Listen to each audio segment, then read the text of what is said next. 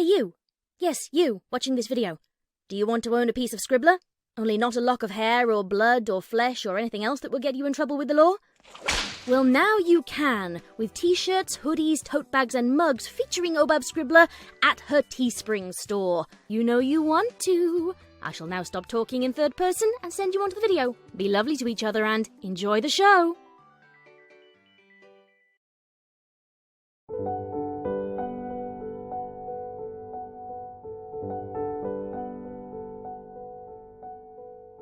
What I'm saying is that that's how it feels to me.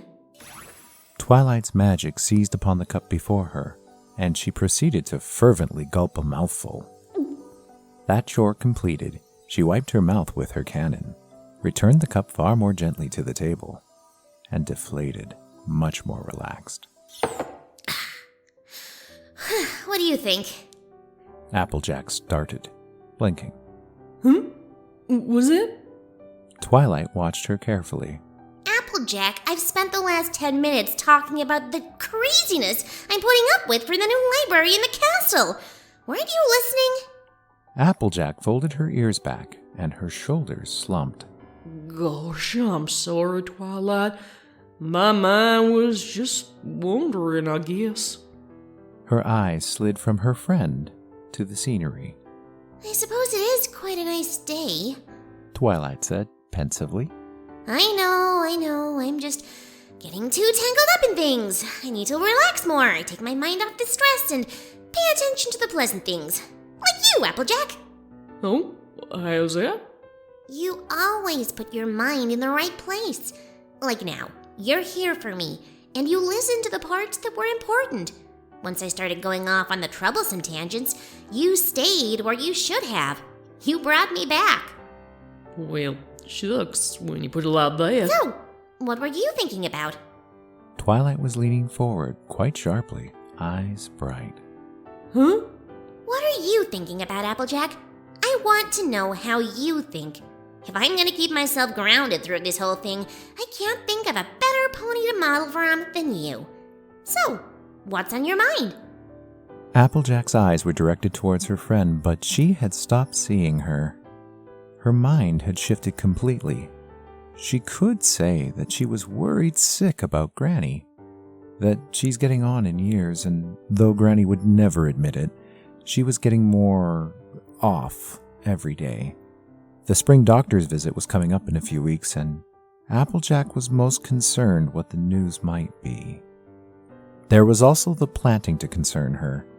The crop rotation had been thrown the past season when the plow broke and couldn't get it mended before the onset of winter.